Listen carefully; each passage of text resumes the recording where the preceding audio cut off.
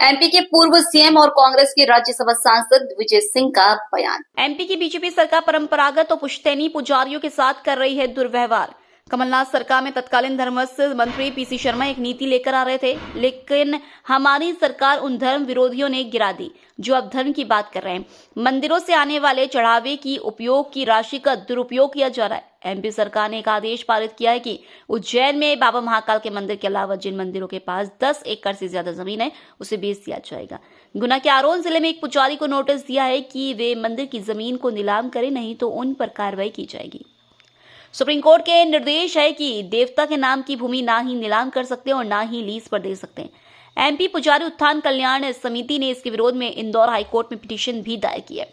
MP में 50,000 से ज्यादा पुजारी है जिनके साथ बीजेपी की सरकार कुठाराघात कर रही है। ये भूमि भगवान की है, ना कि सरकार की। इसके बाद भी सरकार इसकी नीलामी की प्रक्रिया शुरू करना गलत है।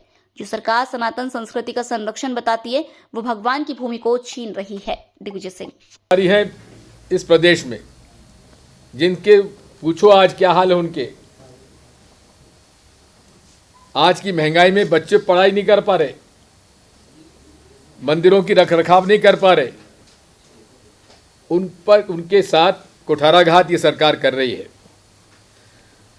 मंदिरों में सेवा पूजा करने वाले पुजारियों की माफ़ी की ज़मीन कहते हैं, माफ़ी की भूमि, ये उस समय राजे रजवाड़े जो थे और ज़मींदार जागीरदार थे, वो मंदिरों के निर्माण के साथ साथ उसके रखरखाव के लिए और पुजारी के अपने जीवन यापन करने के लिए मंदिर के नाम ज़मीनें कर दिया करते थे।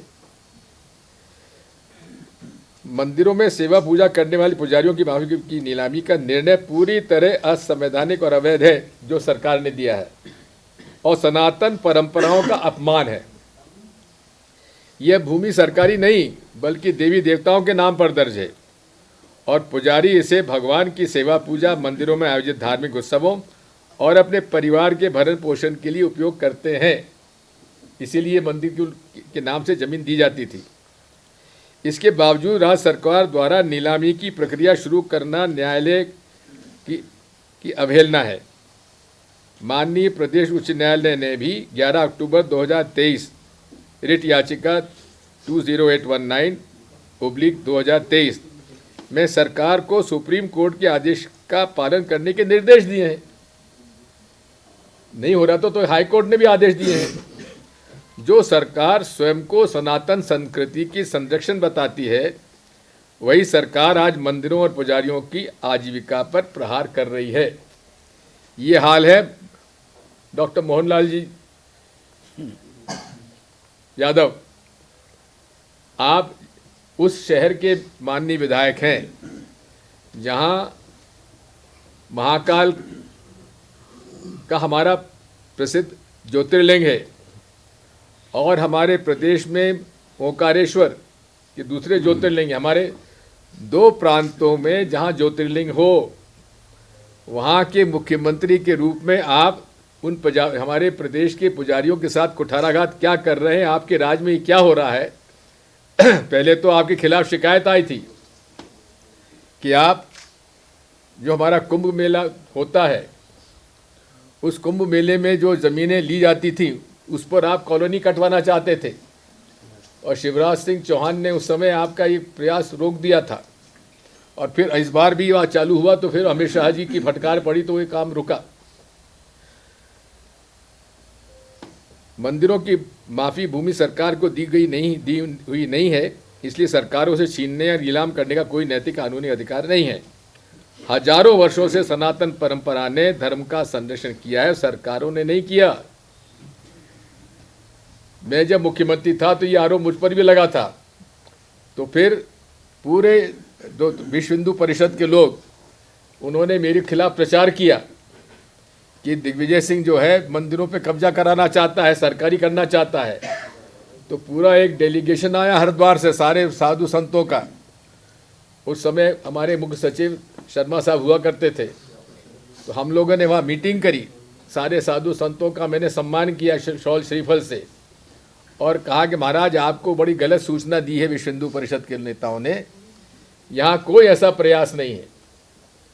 जब उनके सामने ये बात सामने आई, मैंने कहा मेरी बात मत मानिए, लेकिन मुख्य सचिव जी इसकी बात सुनिए। और मुख्य सचिव जी ने कहा साहब आपको सूचना दी किसने ये बात? तो उसके बाद उन्होंने कहा कि हमें गुमराह किया गया और उन्होंने मेरे पक्ष में प्रस्ताव पास किया हरिद्वार के साधु संतों ने।